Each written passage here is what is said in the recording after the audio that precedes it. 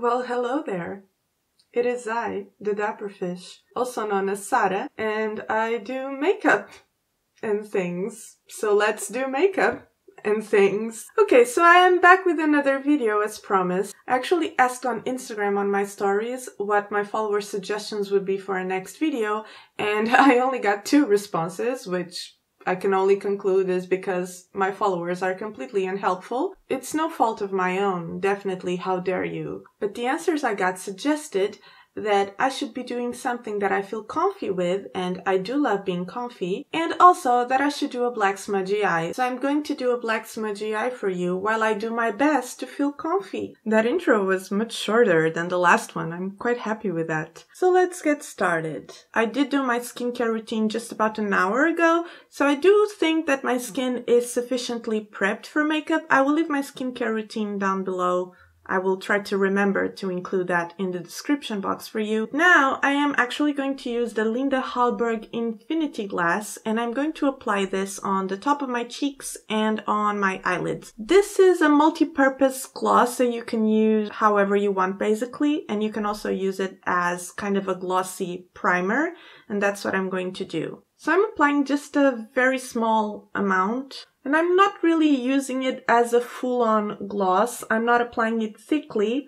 I am really blending it into the skin. And this is great because it's not sticky at all, but it does give you that glassy kind of look. And the reason I'm going to apply this on my eyelids as well, I just really want to give my makeup a lived-in look without actually having to live through the day. Because all of the products I'm going to apply on top are going to be long wearing, I don't feel like this is going to change the wear of my makeup all that much. Well, it is going to change the wear of my makeup a little bit, but it's not going to make it break down so completely that I could not wear this look throughout the day. But it will definitely make it crease and look worn a little bit faster, and I am definitely playing with that. So this is not for everyone. I understand if this is not something that you would do yourself, but look at this glossy glow. I love this product. This is the best multi-purpose gloss on the market. I highly recommend this. Before I move on to my eyes, I'm going to just color correct the very inner corner of my eyes. I'm going to use my Clarins Instant Concealer. I use the shade 2, which is super peachy and works really well as a color corrector for me. But the shade range in this product absolutely sucks.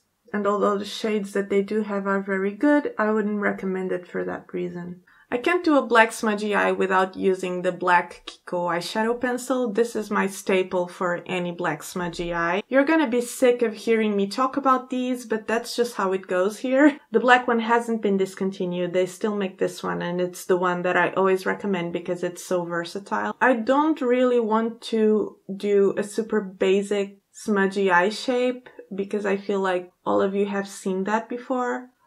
So I'm going to try and create a shape that's a little bit more interesting. So because my lids are already kind of greased up from the gloss, this just slides like butter. And I'm going to be able to move this around in a way that's much messier. So I'm just moving all this product around and taking advantage that it's taking so long to set and that it's just going to slide around and create all of this messy texture, as you see. I'm just showing you different ways to play with textures and product, which can produce quite interesting results, such as this. So I switched from a synthetic brush to a brush that has natural bristles, because the natural bristles kind of soak up a little bit of the moisture. So it's going to help me blend the product out instead of just smudging it around like the synthetic brush. I'm going to try and do the same thing on the other eye, kind of. I don't remember what kind of shape I did anymore. I normally always try and do both eyes kind of at the same time, but sometimes I forget. But generally it's easier if you do both eyes kind of at the same time, so that you don't forget your steps like I do. Or is that just me? Am I the only one? So I'm going back and forth between the brushes. And if I need to, I'll just wipe off the excess product from the brush on toilet paper, just so that I'm not adding more product, but instead just working with the product that I have there. I'm also using my fingers to help with that smudgy effect. I wouldn't have been able to achieve this kind of textural mess quite in the same way if I hadn't put that thin glossy layer first. And I can totally see a lot of people finding this very ugly and very unappealing, but it looks really cool. And that's just my opinion, and I am always right. And now I can actually build on this. And on the second layer, the product isn't going to move around as much. Since we already have a first layer of that pencil that has already kind of set down, the skin isn't as wet. I don't know if you can listen to my cat drinking water, but she's drinking water.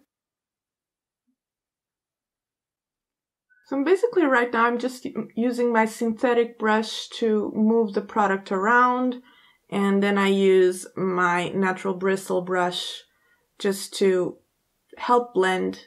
If I think I'm going a little bit too far, I always have my brush with that concealer with the peachy shade that I used to color correct, and I could use that to help blend this out. And the fact that I'm using a concealer that has a shade that is slightly peachy is going to help neutralize the grayness. What I mean is, if I was using a concealer that was more neutral or just more yellow in general, it would just mix in with the black and it would create kind of an off greeny grayish shade and not really neutralize it, if that makes sense. We would call it a cor de burro quando foge in Portuguese.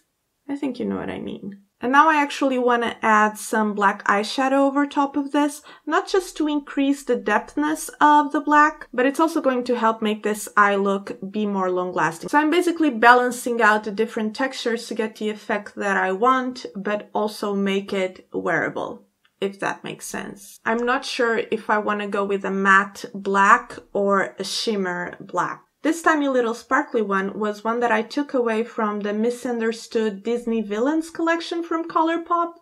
It's the shade Revenge, if you have that palette. And this is my favorite matte black, which is Jet from Cozzette. I might actually use both. I'm going to use a MAC dual fiber blending brush. I really love this brush, especially if you want to go in with a color that's very vibrant and very intense and you want to apply it in a manner that's a little bit more loose. I think I forgot to tell you that I'm using the matte black, and I'm applying this very sheerly because I don't want to take away the texture from all of those creams underneath, but I do want to increase the depth of the blacks. Again, you can always go back in with your concealer or color corrector brush if you think you've gone too far. Now I'm taking this tiny blending brush, this one's from Morphe, and I'm using the shimmery black. And I'm going to use this one just on the areas where I want the most intense black, which is the very inner and outer corners of the eye. And I like that this has a lot of shimmer particles and glitter, because this is going to add to the wet look without actually being wet. Switching brushes around to blend, etc. And I'm also using it to deepen the under eyes. I just want to say, these are very different kinds of eyeshadow formulas. This Cozzette eyeshadow, no matter how many times you dip in your brush, you're never going to pick up too much product, so it's very, very hard to get fallout from an eyeshadow like this. This Colourpop formula actually has a lot more kickback when you go in with your brush. That's not necessarily a bad thing. Some people actually do prefer an eyeshadow where you can go in with your brush and pick up a lot of product immediately, but you have to be careful with these kinds of eyeshadows that you have to continuously tap your brush and make sure that you never go in with too much product, otherwise it's going to fall all over your face. The way that I usually do makeup, it's very rare for me to get a lot of fallout because not only I do layer creams and powders a lot, and that does help the powders just stick to the eye, but also I make sure to continuously tap my brush. I'm always tapping my brush and I'm very mindful of the different formulas that I'm using. So just a tip from me to you. This is the kind of thing that we always assume everyone knows already, but that's not necessarily true, so I just thought I should mention it. I'm wondering whether I want to do my waterline or not, because in a way I do like that it gives that more unfinished kind of look, but at the same time, maybe I should do it just to make it look more clean, though this is never really going to look clean, is it? I have chosen kind of an in-between. I'm going to rub this along my lash line, but I'm not going to completely cover the waterline. And you could use a regular kohl pencil for this, but I'm actually using my eyeshadow sticks. I actually really like doing that. It's just convenient because I'm already using it and it works perfectly fine. And I like leaving the center of the lid bare, looking all greasy, delicious with the creasing and everything. And this has already creased everything that it's going to crease for a long time now, because my skin has mostly already absorbed the moisture from the gloss, and all of the areas that actually create the depth and the shape of the eye are completely set because we used the eyeshadow pencil that's self-setting, and we used the powder eyeshadows that are going to help lock everything in. That is just my take. Make of it what you will. This would also look really cool if you go in on top of this mess with a topper eyeshadow that's not too opaque, or even something that's opaque, it doesn't matter. But if it's something that's not too opaque and it does not obscure that mess underneath, that would look delicious. But I want to keep it a black smudgy eye, so this is it. This is my black smudgy eye. I want to keep my skin looking really natural, and for that I actually like to use a super full coverage product. I'm going to use the Dermacol makeup cover, and I promise I'm not going to do the same thing that I did on my last video where I said, oh, I'm just going to apply a little bit of foundation just on the places where I need it, and then proceeded to apply a lot of foundation all over my face. I'm going to take the tiniest, littlest amount, and I'm going to place a few very small dots just in the places where I feel like I need a little bit of help. So my pigmentation spot right here, places of redness, spots in between my brows. I also like to go a little bit on the corners of my mouth and chin. So this product has a lot of coverage, so a little bit of this goes a very, very long way. It's also super blendable, so I can really stretch it around. And because it's very easy to go overboard with a product like this, it's much better that I use a very tiny amount, and then if I feel like I need to add a little bit more coverage, I can go back in and add just a tiny little bit more. But as you can see, just that very small amount of product is already making a huge difference. This already looks really good, but I want to apply a little bit more, so I'm going to go in with my brush again. And I'm gonna go on the area where my glasses sit, and also right here on my cheeks, right on the side of my nose, because it's a little bit red right now. And whatever's left, I'm just sticking here on my forehead and temples. Okay. I usually just keep using my small little blending brush, and I try to make sure that I'm grabbing it very loosely so that I don't apply too much pressure, and that I can just graze it over the skin on a large surface area. But because it's small, I don't get overexcited and start stretching it out onto places where I don't really need that coverage. And I also like to use my fingers to go over top just to help with blending and helping everything sink in to my skin. So I didn't apply any foundation on the top of my cheeks, so I was able to retain most of that glossiness. But if I was to apply foundation over top, you could still see some of the glossiness showing through, but you would have to make sure that it was a very thin layer. And that is why I like using full coverage products like this for a very thin base, because you can get a lot done with minimal product, which is great. And I'm going to slightly powder certain areas of the face just to help the foundation set. This foundation is not self-setting, it's a very old school oil and wax based formulation, so it's going to need some powder to help it stay. And I want to make sure that the areas that I really want covered are going to stay covered. I'm going to use my MAC Next to Nothing powder. I believe this powder has been discontinued, but this powder has a little bit of color and it's going to give me some sheer coverage, but it also has a slight sheen, so it's not going to matte my skin down completely. This is usually the place where I go first because on my skin specifically, I don't like when that area is shiny because it brings out texture that I don't particularly love on my skin. So I try to bring it down. I do love a shiny forehead. I just don't like my shiny forehead. And I'm also taking some of this on the temples just to set that foundation where I have some pimples. And I always like to powder just the sides of my nose as well. I don't like that area to be too shiny. It makes me look like a bulldog. And whatever's left, I'm just taking around my mouth. I don't always powder. I only powder when I really feel like I need to, and that is usually when I have something that I really need to set down or if I'm feeling especially greasy. I'm not funny today. I don't feel funny today. I'm going to use my Soul Body Face and Body Bronzing Balm. I have it in the shade Light. This was sent to me by Colourpop, but I actually really like it. It blends really well, so you can make it look very natural.